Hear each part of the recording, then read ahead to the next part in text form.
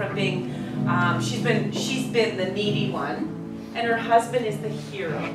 So she's needy, she's very weak mentally, so she cries a lot and she doesn't know how to solve her problems. And she came in, she's the one that came in and she says, okay, I heard about this program, I'm going to give you 2 weeks because I have a new job starting in 2 weeks. I just want to come and get a little information. Well, she came in, and on the second day I heard her on the phone with her insurance company. I need to stay for the full 3 months. I can't get it all fixed in just 2 weeks.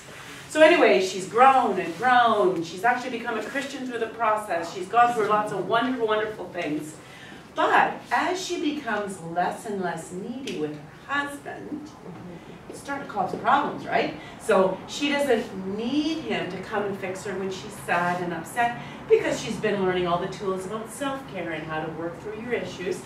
So she doesn't need help when she's got a conflict and she needs to talk to somebody at React that they've had a little bit of an argument or something.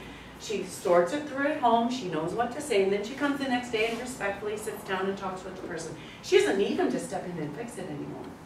So it's caused a lot of problems. Now he, the husband, who doesn't come to React, he's all of a sudden got anger issues that he didn't even know he had. So he's getting angry because she doesn't need him anymore. So the balance is not right. It's not the way it's been for, I think they've been married 20-some years. All of a sudden it's like, okay, you're changing, things are getting different, and I don't know how our relationship works anymore. So it's becoming really, really difficult. In fact, I just got a text, I think it was on the weekend, from this woman who was needy. Her husband has said that if he can't get his anger under control, he's coming to React too. So I think that is absolutely fantastic.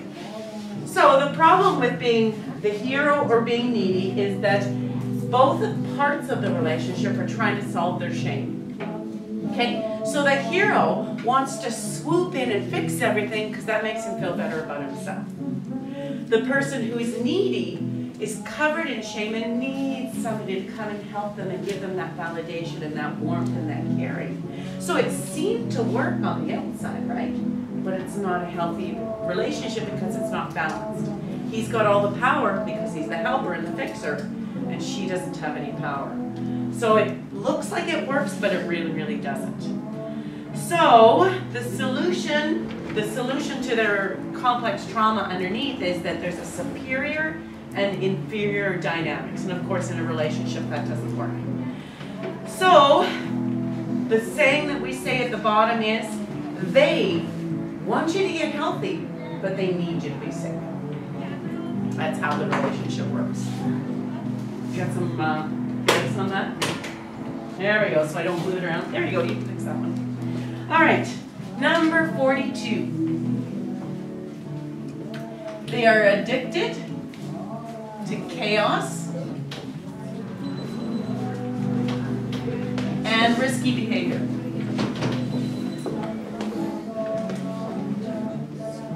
Okay? So in our families, chaos was pretty normal. It was what happened. There was lots of arguing with our parents. There was lots of drama with our siblings and our parent relationships. There was often abuse and inconsistencies. So the rules were always changing. We didn't know what to expect. So we get people who are coming through our program, and all of a sudden they're learning some healthy behaviors, and their life doesn't seem to be chaos anymore, and they say, life is boring. You know, I'm into this routine. I get up in the morning, I come to React, I do the program, I go home in the afternoon and have a nap. I make supper, and then I get ready for bed in the night. I mean, it's boring. They feel that they need to have always kind of chaos because that seems normal to them. So they sometimes need that adrenaline rush, you know, the drama, and they'll pick a fight with somebody, or they'll, you know, insert their drama into somebody's life, or they come to React and insert drama. I mean, it happens. But some things that we've heard that some people do is they do lots of break and enters because there's that thrill of not getting caught, right? They have sex and affairs with different people. They bungee jumping. We've heard one of our friends, they're addicted to that adrenaline rush, so they're doing all these crazy, crazy things. Not in Winnipeg. They come to BC to do that. They don't have any hills. And then there's violence, right? So, you know, there's the fighting in the bar scenes and all that stuff. And when they actually sit back and actually realize what's going on, it's because normal life is boring to them. It just doesn't feel normal. It seems abnormal to them. We also hear a lot of people who are addicted to chaotic people. So I'm looking for drama in other people just so that I can get some sort of excitement or chaos. Oh, also, just so you know, there's a place over in the island, and you can bungee jump for free if you do it in the nude. Oh! Wow, that's pretty awesome. Just thought of that. Yeah. Have you tried that one, Evelyn? Pardon me? Have you tried that one? No, no. Oh, goodness. All right. And again, I'm not going to leave that 10-second pause that I did yesterday because, you know, it was just a little awkward. So feel free to just interrupt me if you want to add a story to it, because the more that you guys talk, the more someone else goes, oh yeah, me too. So my examples don't always relate to you, but somebody else's might. So feel free to interrupt me at any time. 43 is, we are great starters, but poor finishers.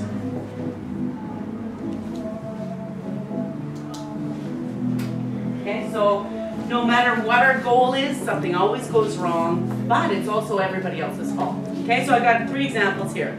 A new job. So somebody starts, and Tim always says, the best worker is an addict for the first 2 weeks. So you start a new job, you're all excited, and usually we're really good at what we do, so we can excel, we get lots of praise from our boss and coworkers. But then the 2-week mark hits, and it's like they're not getting affirmation anymore. The boss isn't going to pat you on the back every day. So 2 weeks hits, and all of a sudden validation stops. We start to have a little bit of conflict with our coworkers, and then we quit. So that is over. Second part of that is having a gym membership. Has anybody ever had a gym membership for 2 weeks? No, I did it for 4 weeks, but I never went in all excited. Oh, fair enough, fair enough. It's like, I really don't want to do this. But I have to, yeah, exactly. So a lot of our clients, they'll get gym memberships because they're trying to get these healthy behaviors and learn new skills. So they get a gym membership and they go like 7 times a week. They're there all the time. They go for 3-hour spurts, they're 4-hour spurts. They're exhausted, but they're working hard and working hard. But realization soon sets in that they can't do that every day. So after about 2 weeks, they quit. I make a New Year's resolution every year to exercise at least once because I believe in attainable goals. There you go. At least once. I thought you were going to say once a day. I'm like, no, well, at that's a little ambitious. Just once. I think there's a lot of people fall into this on an average as well. It's not just. Yeah. But these are the characteristics. We do this a lot. And the third one was we've had lots of people saying, okay, I'm getting clean and healthy. I've graduated from a program. I'm going to start school. I'm going to take some courses. And literally, at the 2-week mark, they give up. And it's not 1 or 2. This is dozens of people who do exactly that because it gets hard. They're not used to it. They haven't learned enough skills. They're energetic. They jump in with both feet before they're ready, and then 2 weeks later, they're done. So they are great starters, but poor finishers. Number 44, we are impulsive. Anybody can relate to that one? Okay, so again, we have no regard for what happens later on. We make a decision, we do something, and then, of course, all the consequences pile up afterwards. But I've given you a couple examples here. So these are all examples that we've heard at our treatment center. Somebody will go out and they'll party all night because it's impulsive. They're out with their friends, they do their thing, they go to an after party. Then all of a sudden they get home and realize they have children at home that wake up at 6 in the morning. And they have responsibilities for their day, and so they just really screw themselves over because they don't think ahead. They don't go out with their friends and say, okay, I have to be in bed by 11 so that I'm up at 6 o'clock. They don't do that. They're impulsive. They just make decisions based on how they feel at the moment. I feel great. I'm going to make these decisions and do it. Another side of that, number B, is we buy an expensive item and then don't acknowledge that we just spent the rent money. And you're like, oh, people wouldn't do that. Happens they would. every day. Happens all the time. So these, our clients are wonderful people. They're learning and they're growing. But then an impulse will happen, like buying things is just a hard thing. Because, we at the React Center, we won't give anybody money. That's just an absolute no-no. We can't give them anything. But they spend all their money on these random things, and then they don't have money for a bus pass and can't come to our program, and we have to discharge them. So the consequences are dire, but they don't think of that when something glittery comes up and they have to buy it. I think all 4 of these really apply to the people down here. Yes, yes, absolutely. Yeah. Usually, Yeah, yeah. All right, the other part is, and it's on top of page, thank you, I don't have them on my notes. You join your friends on a road trip to BC. See how I put that in there? Everybody wants to go to BC, right? So we go on a road trip to BC, and it's usually that day that we make the decision. Your friends saying, oh, come on, let's go, let's do this, it's gonna be fun, it's gonna be great. Of course, your endorphins are all going off, you're happy. You jump in the car, pack a bag, and off you go, and you forgot you had a job that you didn't go to the next day. You miss a week and you lose your job. So that actually happens. People are so impulsive they can't think ahead to what the consequences are going to be. Number 45. Instant gratification.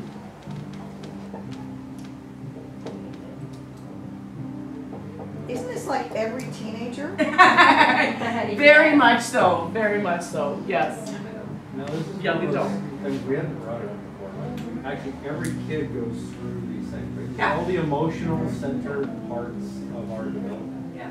The difference is getting stuck in that as an adult. Right, and you try it when you're young, and it doesn't work. It doesn't, you can start to see the consequences, and so you change your behavior.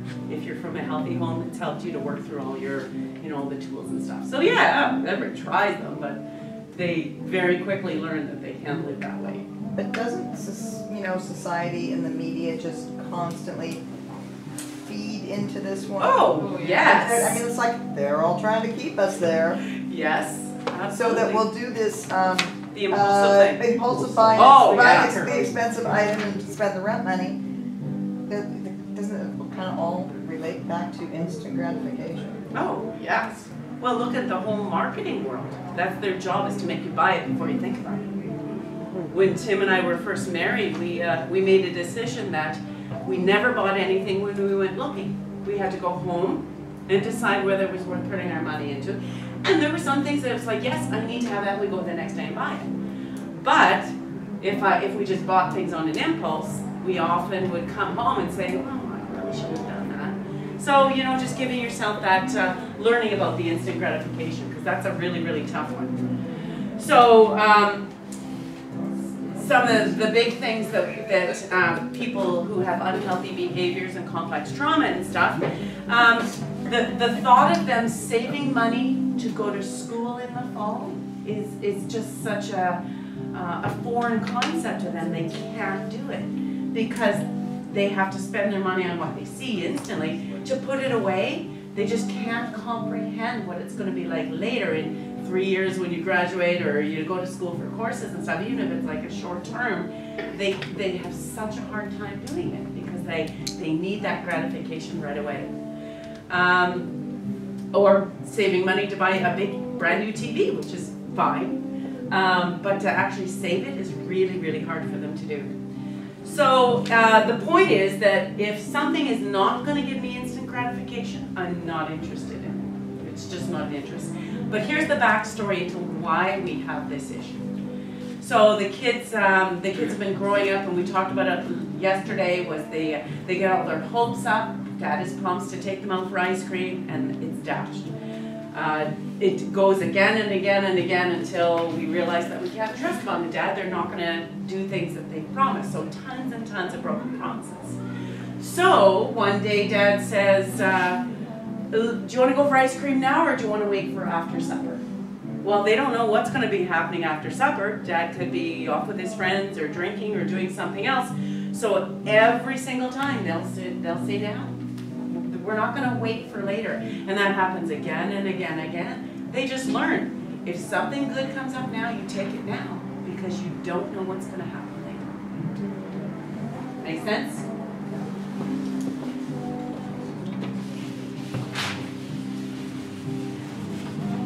It's a little longer to wipe it off. I think instant gratification could happen that way, but it doesn't have to happen that way. It's just by not maturing. For not maturing, yeah. Because not being able to baby see ahead. can be very nice and cute and pat you, but then the baby has a need. Right. And will do anything necessary to get it right away. For sure. So they just remain immature. Yeah, absolutely. And Yeah. for many people it could be both. Yes. Yeah. Definitely. Limbic brain. The limbic brain. Look at you learning your technology. All right, 46. A distorted view of love.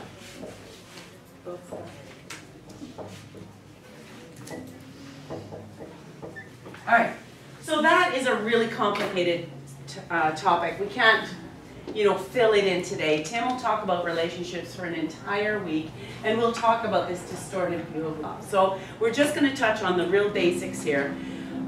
Just some of the things that happen is, in our home growing up, we really never got unconditional love, or we didn't understand love in a healthy way. So one could be because of an absent parent. Now these are just examples, it's a huge, huge topic.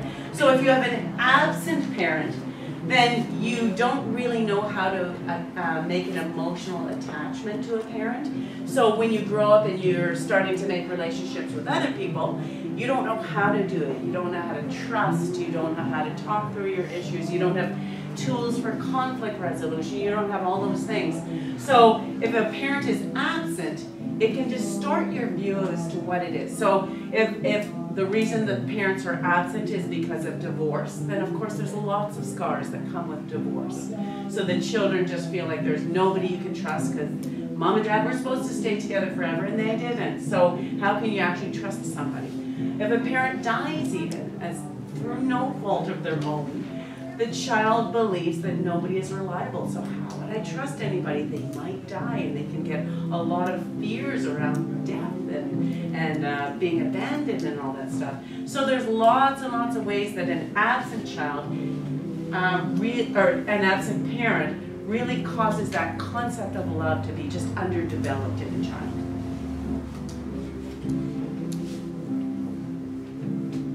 B, if there's sexual abuse. Sexual abuse is probably the most harmful thing for a child. Parents who were supposed to protect you couldn't or didn't or weren't aware or didn't want to be aware of any abuse going on. But a child who's raised in that, they may grow up to feel that using their bodies, being sexual, is how you get love. And the abuser can say horrible things to a child to make them say, well, you deserved it, or it's your fault, or for being so beautiful, or, there's lots and lots of distortions with sexual abuse. And again, we won't talk about all that now because that can go into days and days of talking. So, but especially if it's in your formative years, very, very damaging to a child. Then you can have physical abuse. Not to say that it's any worse than the sexual abuse, but physical abuse. I don't know if anybody grew up hearing the words, "This is hurting me more than it does you," and you get smacked across the backside. Yeah, right? So, what does that say to a child? Yes, the parents can explain, "I'm spanking you," or whatever, for these good reasons, because I want you to make good decisions. But a child's brain can't grasp that. It's like they tell me they love me, and then I hurt. How is that connecting with a child, right? Very, very damaging. So a child can grow up thinking that physical hurting means love. So those are some of the distorted views of love. Anybody want to comment on that one? Because that's a really huge topic.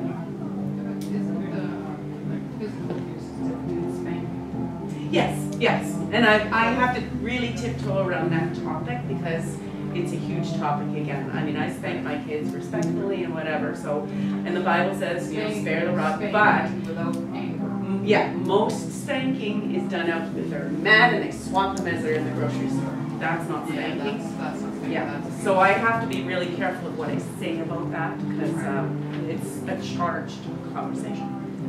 Yeah.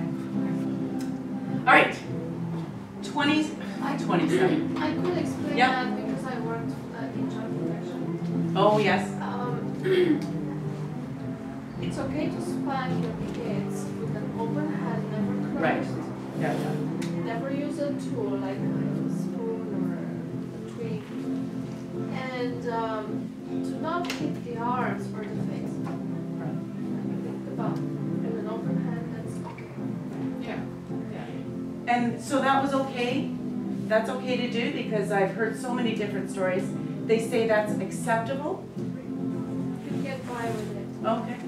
That's interesting, I never heard And that for before. smaller kids, 2 fingers. Oh, okay, yeah. Right. Okay, good to know, yep. I know that can be just as damaging when it's 200 or 300 times. Yeah, it hurts like heck. Yeah. So if that's legal, then. Yeah, I know, right? I mean, there's so many gray areas there. That's why I tiptoed around that subject. Yeah, it's tricky. All right, let's move on to number 47. Insecurities. Now, everybody has insecurities growing up, especially with teenagers. They see the media, they see the magazines, the beautiful people, the TV shows, all that kind of stuff. So everybody is going to struggle a little bit with their insecurities.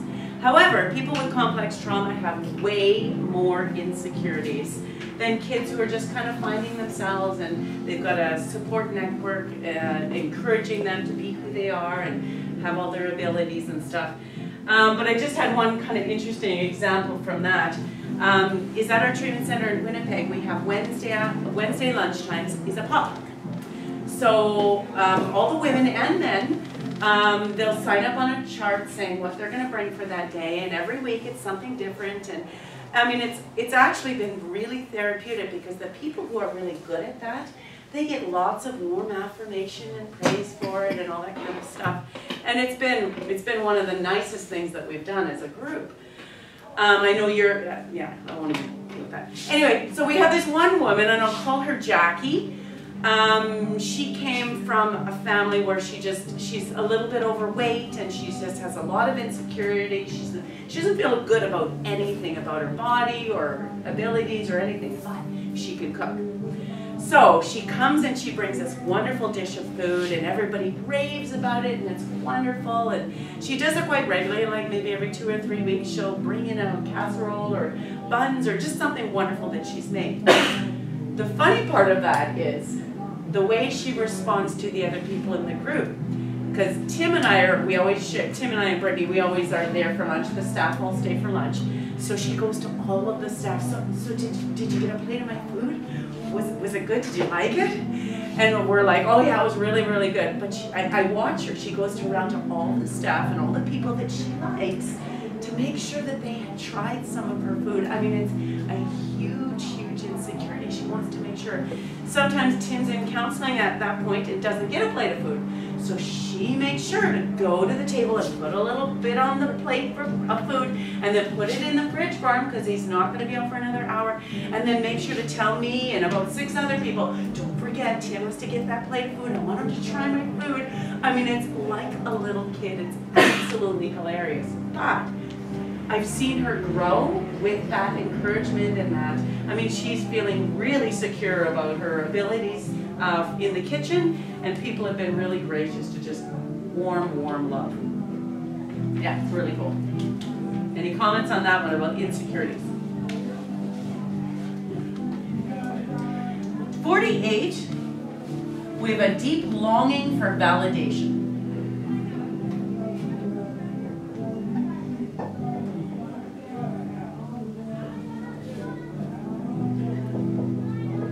So again, a lot of us didn't get any validation growing up, but there's a few reasons. It's often to do with the philosophies of child rearing at the time. Okay, so when I was being raised, one of the things was you couldn't ever praise a child because they're going to get a big head. So I remember my mom sitting down with me at one point, and I was in my teenage years at that point. She knew that was wrong. She says, I know we, you know, all the, you know, child raising philosophies. They said, don't praise a child too much because they're going to get too conceited and then you're going to have trouble on your hands.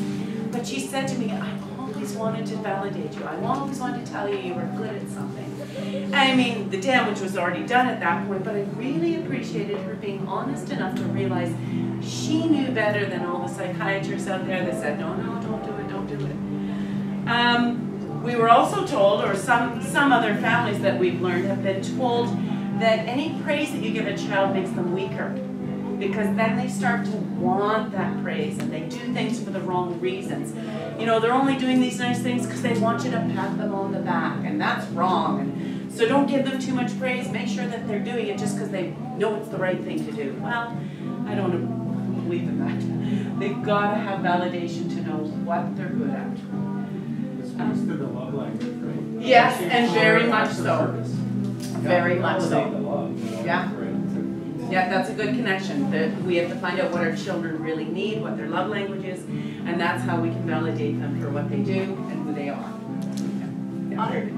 Yeah, I actually have something that relates to that, because my parents were of that era. Yes. I mean, we never got praise. In fact, my dad was so far the other way. He just constantly told us we were no good, we were never going to amount to anything. My mother was more of she was more neutral, and I really wanted validation from her. I never got it, but when I was in my 30s, after my first mission trip, I was at her church giving a presentation about the trip, and she had never seen me teaching or speaking in front of people before, because when I'm speaking like this, I'm a mess, but if I have things planned out, I'm good. And so I gave this presentation to her church group, and I heard her whispering to her friend next to her, she's really good. Wow. And she, I felt so good. I bet you did. I did. It's like, I needed to hear that for so many years. I was so thankful. She did, to this day, she doesn't know I heard it. Wow, no kidding. Wow. No, that's great. Yeah, yeah. A little bit of validation goes a long way. So with validation, with children needing validation, they just need to know that they're good people, that they have value, and validation is a good thing. But we often didn't get that growing up, and so we are longing for it. So we often, in a lot of ways, we kind of reach out for it in the wrong ways, or, you know, if you're not with healthy people, we're going to get, you know, not what we're looking for. Thank you. Number 49 is the sense of value. We get, hang on, let me write it down. So we have an unhealthy approach to gaining our sense of value. So if we get our value by comparing ourselves to others and making sure that we know what we're better at than somebody else. Again, I told you I'm a twin sister, so there was always that trying to be better than her, and she was always trying to be better than me. So I got my validation from trying to be better in all these different areas, and that was a really, really sick way to do it. So often it's by external criteria, how we look, how smart we are at school, how musical we are. What are some of the other ones that we get from externals? How strong we are in sports, that's a big one. How much money we make when we're getting older with our careers and stuff. So if we're looking for it in the wrong place, we're not going to get that internal validation of who we are. And we're good people and we deserve to be validated for who we are. Okay? Do one more and see if I can scoot it at the bottom there. Jealousy issues. We often have jealousy issues. So when we're in a relationship with somebody or we're even friends, We get jealous when they spend time with other people. And I want to encourage you that, and those who are already working with wounded people, you know that when you start to spend time with somebody else, the original person gets jealous because they're like, why are you spending all that time with that person? I mean, we gotta put ourselves out there and meet a lot of people's needs. But people can get really jealous if you kind of spend time with somebody else and do counseling with them and do whatever. But they can really, really get jealous. In romantic relationships, often we get people who make a relationship with somebody, but they won't allow that other person to spend time with anyone else. They say, all you need is me, I'm the only one you need, you don't need to have other friends, and we don't agree with that. That's not a healthy boundary. We need to have, if we're females, female friends, we need to have other friends, we need to have relationships as groups, but a jealous person won't allow that. The other thing they do is they're always checking up on you, checking on your phone, making sure you're not talking to somebody, checking out what you're doing on Facebook, are you liking other girls' pictures, all that kind of stuff. So a huge problem of jealousy, and that one is a hard one to go away because it's all about shame, right? If you're looking at somebody else or talking to somebody else, then I must be less than them. I must be not worthwhile, or you don't want to spend time with me, you want to spend time with someone else, I guess it's over. I'm going to move on to another relationship.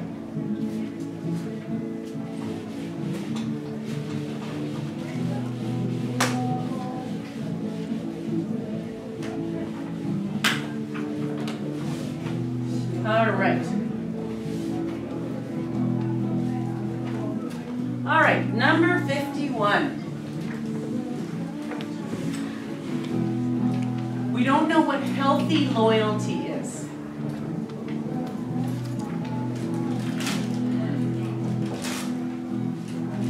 Now, some of us were taught to be loyal to our family no matter what, even if there was abuse in the family.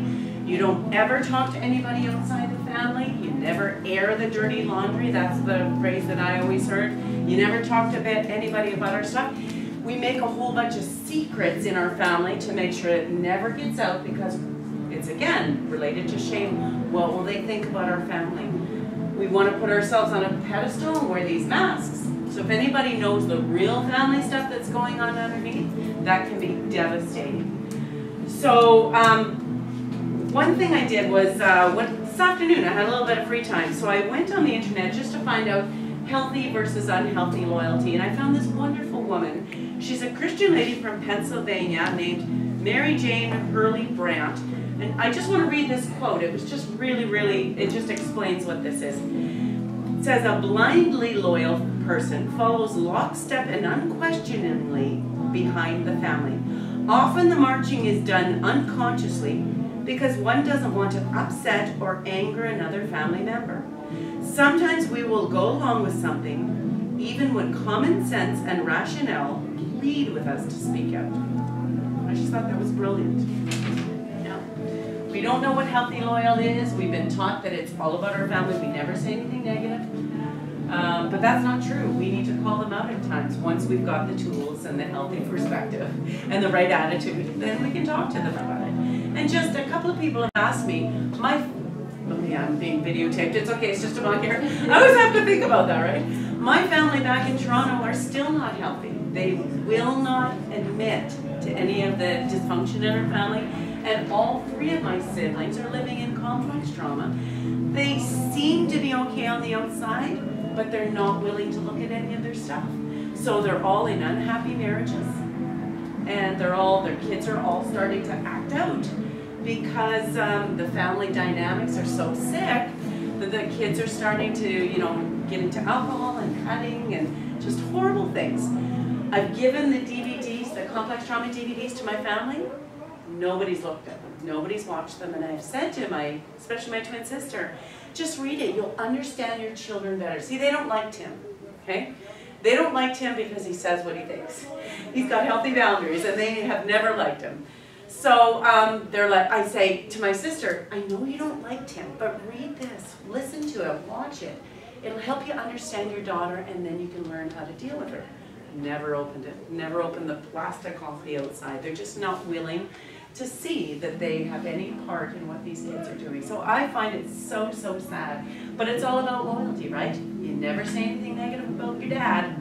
Not a chance. I think that goes outside of just families too, but you'll see that a lot in friends or even like the gang stuff too, right? Never rat on someone, snitch, or you have to do whatever that anybody asks because that's just what's expected. Yeah, exactly. And it's been 40 minutes. Let's take a quick break.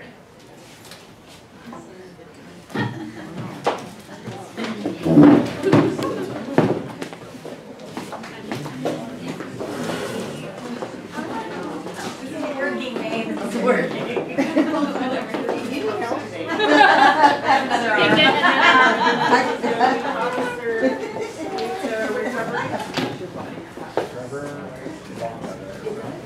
And I mentioned Matt.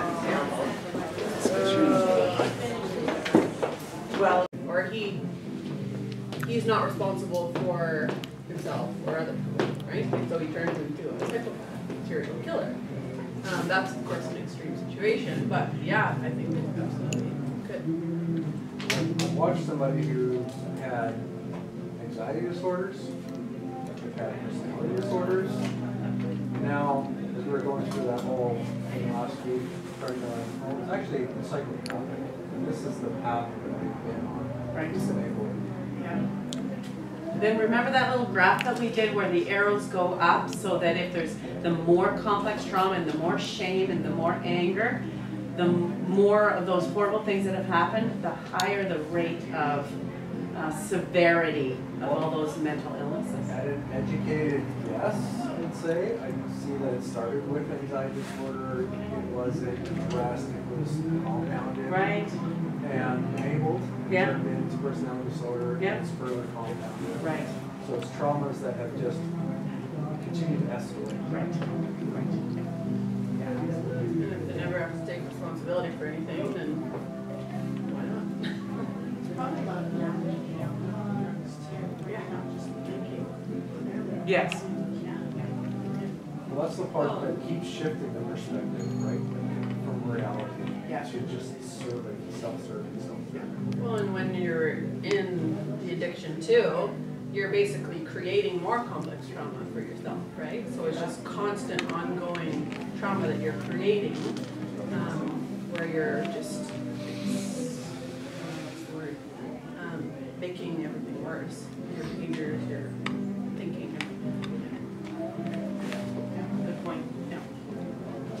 All right, 53 is false guilt.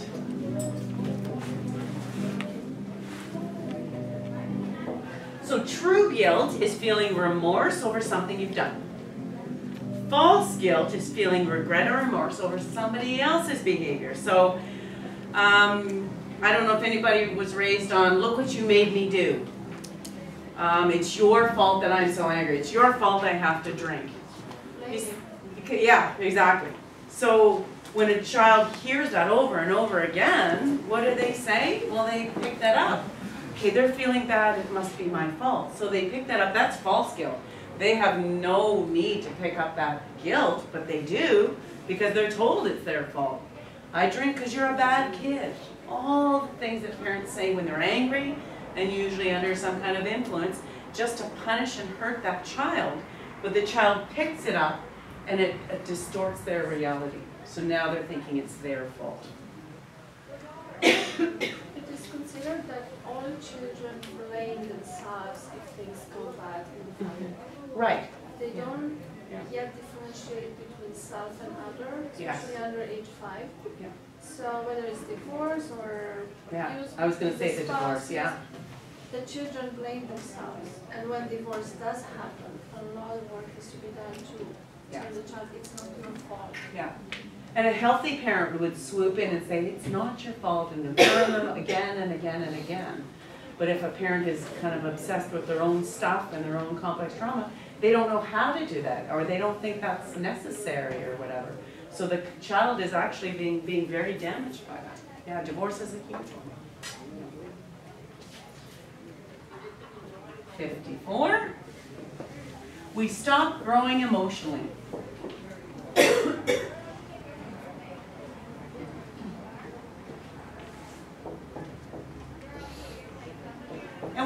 about that all the time, right? You come into this traumatic experience in childhood and you just stop growing.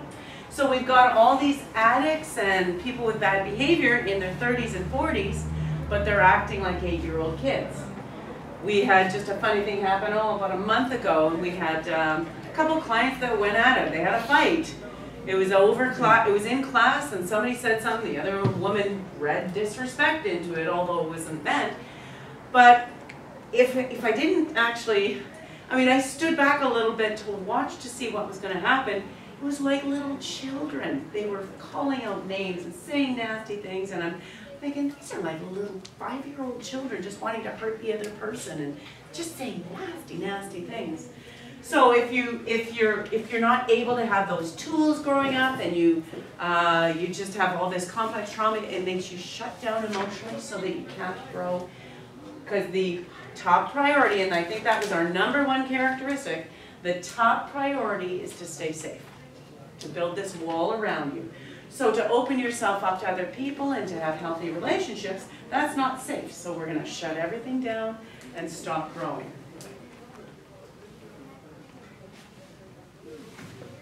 Number 55. We're getting there. All right. This is distorted thinking.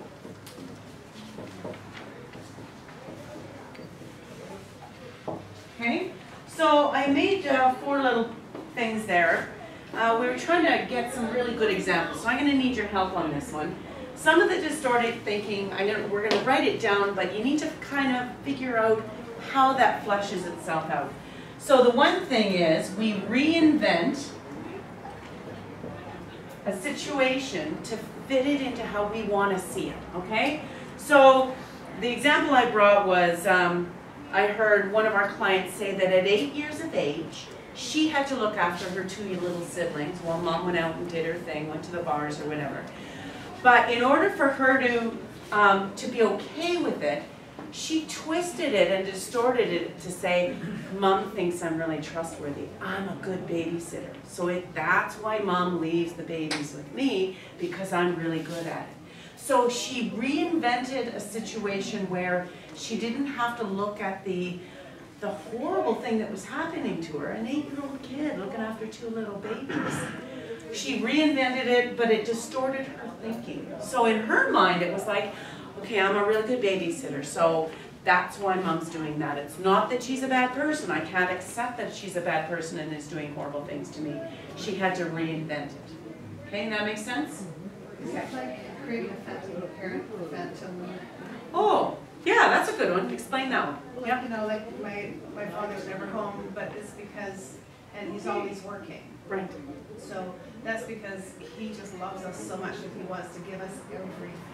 Right. When really he doesn't want to be home. Yes. That's a perfect example. They're reinventing the scenario so that it feels better, because they don't want to deal with that Like a pain. Pollyanna effect. The Pollyanna effect. Yes, yes. It'll all be better if I do it differently, yeah? My girls do that with their dad. Yeah. Because they don't get to see him very often, and he's an addict. We don't know what kind of drugs, but he was like 315 pounds, and he's now like 125. And they told, and I saw a picture, and I was like, what happened to him? Because his face has never been like that. And they're like, oh, Mom, he just worked so hard that he just lost so much weight. And I was like, no, like, because I have people calling me, and they're like, oh, so-and-so has been calling me, asking me for money every single day. I was like, well, he hasn't paid child support for 15 years. So that's another perfect example. They're reinventing it so that it doesn't hurt so much. That he didn't, he's not bad, he's working hard. Yeah. No, very good. Yeah, very good. The other thing we do is there a comment? We distort the truth to make our actions acceptable to ourselves.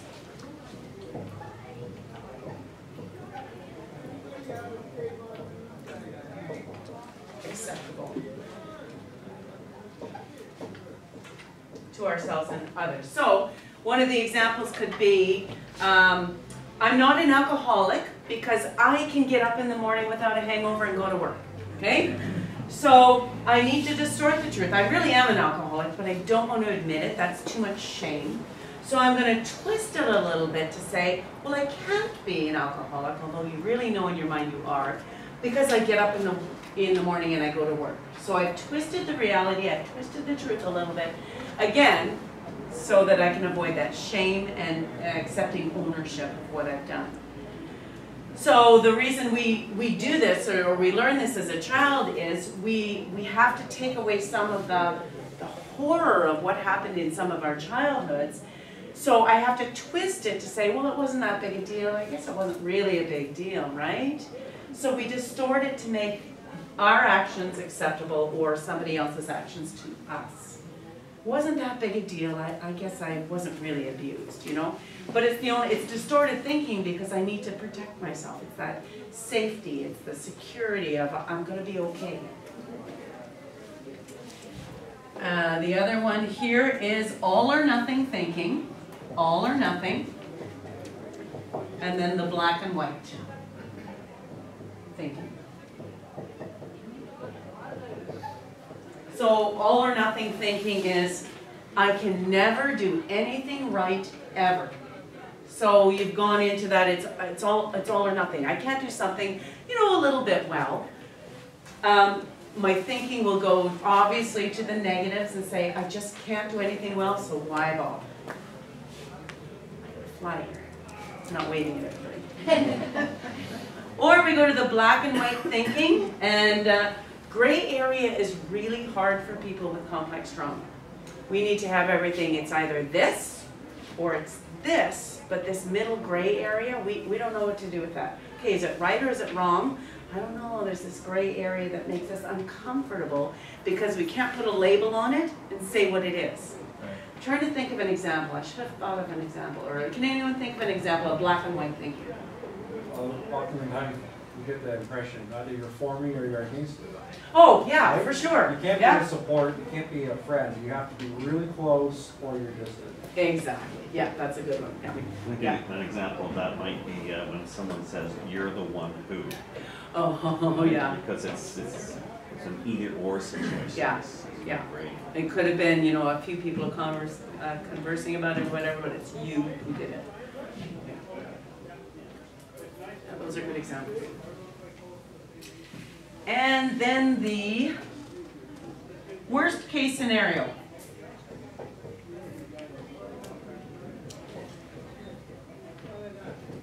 And Tim has invented a new word, and it's called catastrophizing. So something comes up, and we know that the absolute worst thing possible is going to happen. So we live in this world of catastrophizing. Everything's going to be a catastrophe. You know, I'm going to make a supper for some friends coming over, and, you know, I drop a pan of croutons off the salad. Oh, that's the worst. It's over. I'm going to make a terrible meal. It's going to be terrible. Everything's just the worst case scenario. They're going to hate the dinner because it doesn't have croutons on the salad because they dropped it on the floor. So everything is just, it goes to the very worst that could possibly happen. Right.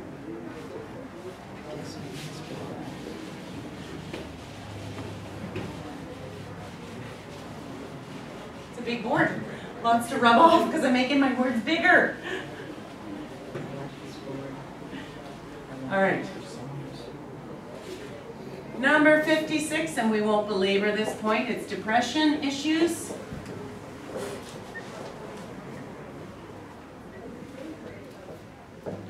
We've talked about depression a lot. We just don't want to be here anymore. We don't want to go out and do anything. We just can't cope with life. 57, memory gaps. And we find that really interesting because a lot of people have spots in their memory that they don't remember anything about. They can't figure out what went on there. They usually say, I've got that written down here, but it's usually between 5 and 12 years of age. For whatever reason, at 5 they start to realize that their family isn't very healthy and their needs aren't being met, and they have a lot of fears and a lot of anxieties, and they just kind of, because they emotionally block down and shut down, a lot of their memories aren't connected. And it could be part of that. Remember we talked about the one side of the brain and the limbic brain where the bridge is burned. We can have lots of feelings and stuff, but we don't have a lot of the memories of what went on in our childhood. So a lot of those things, we just can't piece it together. Now we've got somebody in our center right now who's starting to get flashbacks. All of a sudden they're like, oh my goodness, I remember this happening. It's because she's starting to get healthy, learn new tools, and she has a safe network of people that she can trust. So all of a sudden she's in these environments and talking about something, and then all of a sudden a flashback will come back. Now some of those are really scary because they can knock them out completely, like physically and mentally, emotionally, everything. But we always have that support network of people who can take them aside and talk to them until they're okay and they can go home at the end of the day. But those are really quite common because they're starting to remember the things that happened to them as a child. But those memory gaps, they're very frustrated because they can't remember what went on back then. So memory gaps occur because there's times, especially when we're heightened in emotions. Some memories are meant to stick and impact more, and others are meant to stay surface while the brain actually tries to get comfortable with the snare. It's not comfortable with it. It puts it actually in a part of the brain. It's like forgotten. Like, I don't know if this is there. Cool. So that part of our limbic brain that becomes a long-term memory, and things just kind of get lost in there. So the flashbacks are the brain's actually way of saying that those things were on pause for a long time. Okay, that makes sense. Process it. Yeah, that makes sense. Yeah. And so it's something that gets stored but not cataloged. Is kind of the best way to say that. Yeah, and no, so that that's has excellent. to do with the chemicals that are going through our body. Right. Excellent. Thank you for sharing that. I did not know that. All right. 58. Growth and change create a desire to return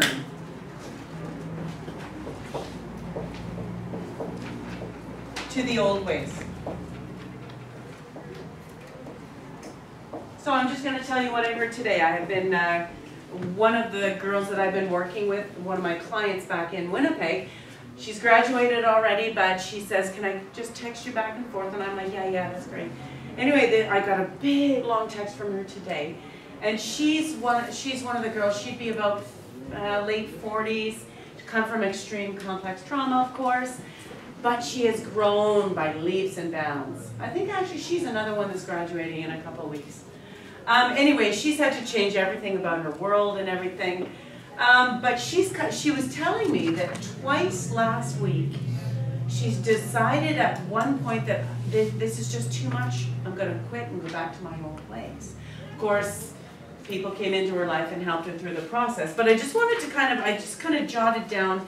I've written on here some of the things that happen with growth and change. So it brings new issues. So one of the things she's dealing with is she's learning how to set boundaries. She's never been allowed to say no in her life. So now she has to learn how to set boundaries with her family, her co-workers, her friends, people that react, because some of them are still a little bit unhealthy.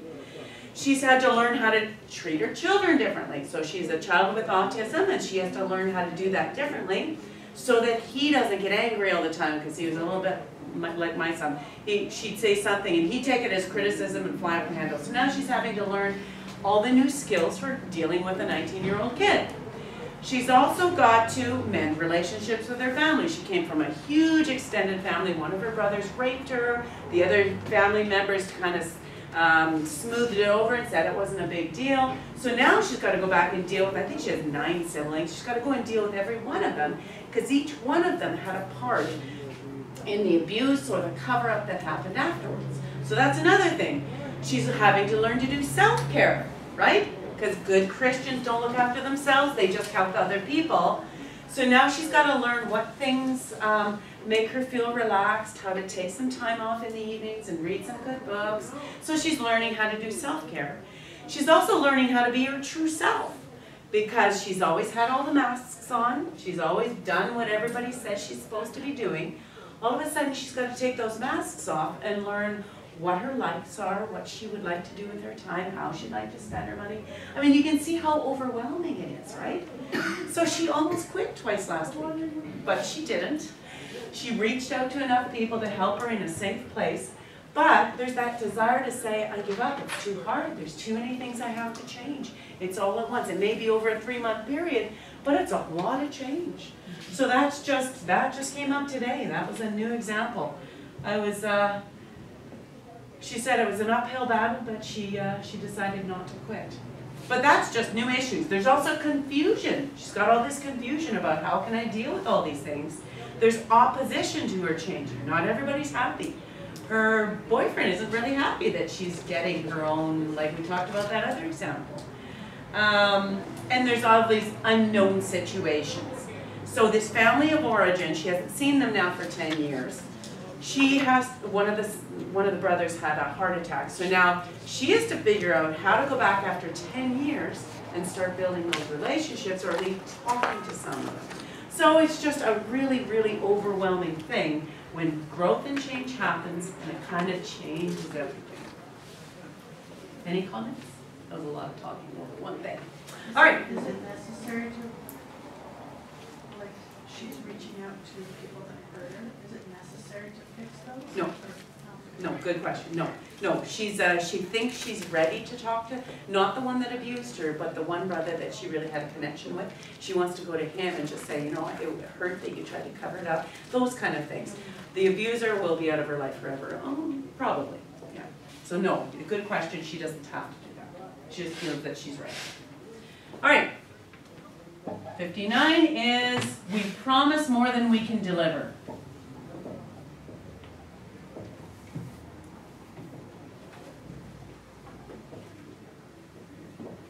Okay, so we're in early recovery, we're feeling good, we want to help out, we want to, the 12-step programs say you have to do a lot of serving and reaching out and helping other people along and mentoring and stuff.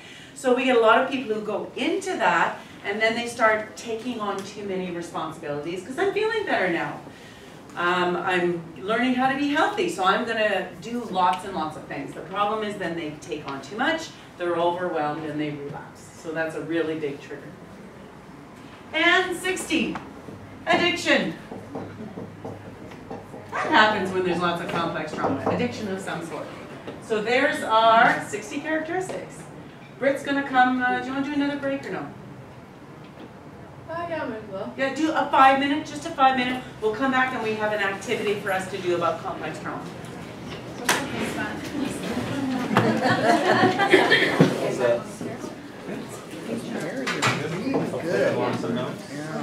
I think I'm gonna go get my jacket and just put it over my shoulders. I'm free. I can go to my office and get mine.